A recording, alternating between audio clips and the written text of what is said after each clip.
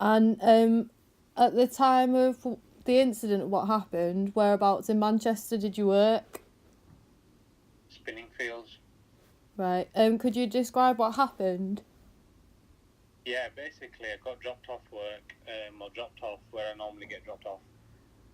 And then walking to work towards Liverpool Street, and I had two thugs, well, I won't say thugs at the time, but two kids between 16 and 19 with hoodies on stood around. I walked past them and started following me, and then they started shouting, you packy, what's in the bag, blah, blah, blah.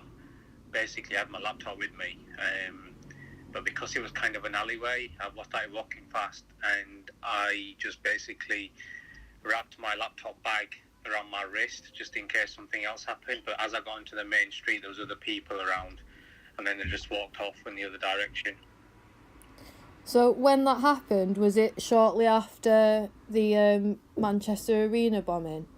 The day after, in the morning. So the day after. So you've gone into work and then you've basically been racially attacked for no reason. Yeah, well, verbally attacked. I wasn't physically attacked. Yeah. Did you report it to anyone at the time, or did you feel like you should have reported it or anything? I told work colleagues, but that's it. And to be honest, it's kind of the norm in these days. So not much gets done if you report it. File gets logged, and that's it. So you don't think like the police are taking it seriously enough? No. Unless you've got evidence of it, it's just their word against yours, and you know, I'm not really fussed about these things. I've had it all before, kind of thing. So it's not much of an issue to me now. But I know my wife. She gets it a lot. She did get it a lot at her previous workplace, even before the bombings. It was just not even just a like terrorist thing. It's just basically racial behaviour, just anti-racial behaviour kind of thing.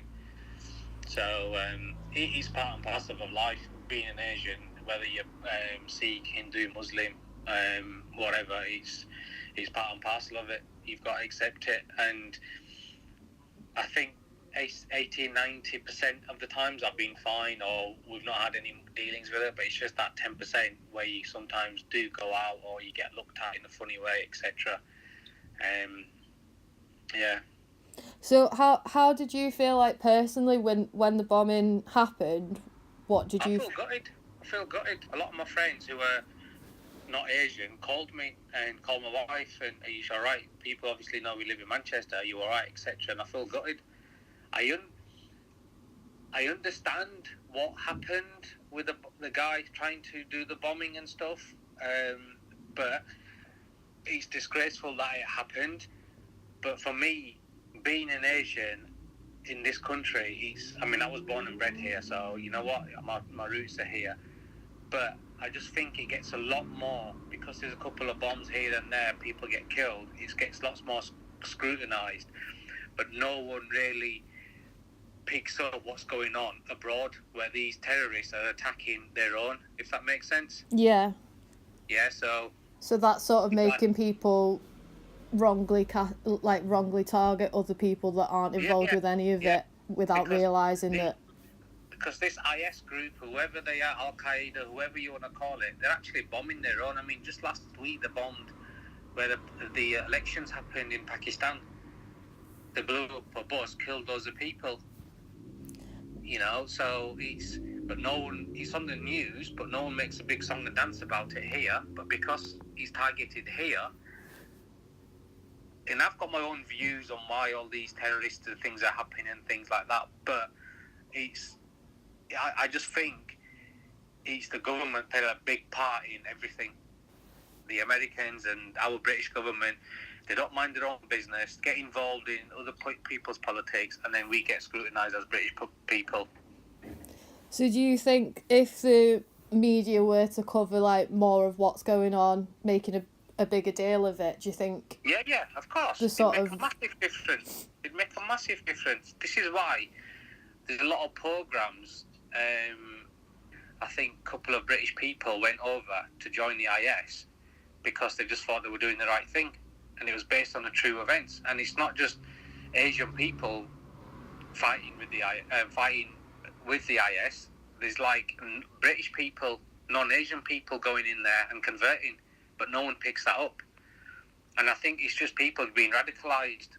They've just had a poor upbringing or the government's messed them up, etc. And someone's going into their head saying, yeah, you join us, we can do this, we can do that. And people are doing it.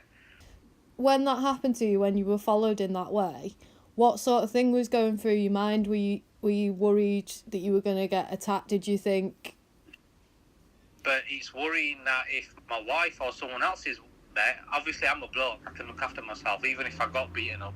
You know, it's one of them things, it happens. It could happen on a night out.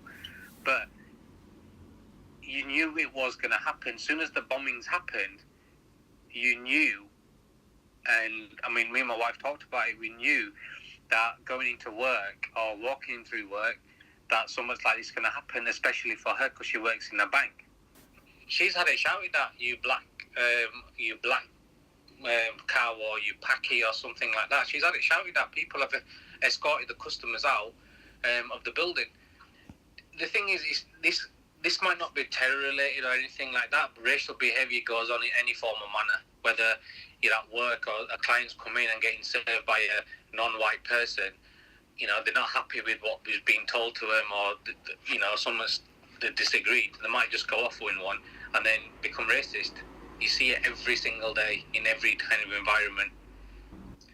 First of all, the government need to sort themselves out, especially like Boris Johnson making these rude comments about the burqas and stuff. Yeah. End of the day, you don't see Asian people commenting on young girls wearing short skirts, going out in the cold, wearing next to nothing, flaunting themselves. Yeah, so why should people judge on what a Muslim lady is wearing? If it's their culture, they might speak perfectly good English, they might be brought up here, but if their culture to wear that, then that's totally up to them. Yeah. If they want to wear a burqa at the beach, that's totally up to them. No one should stop them.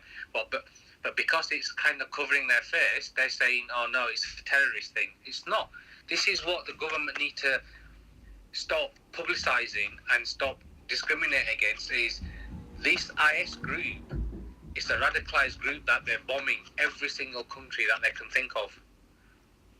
The media, the government, you know, if they backed off and actually just said, like Boris Johnson, as soon as he said that remark, that's for racism, that's racism. If he said something like that at work, we'd get sacked for it straight away.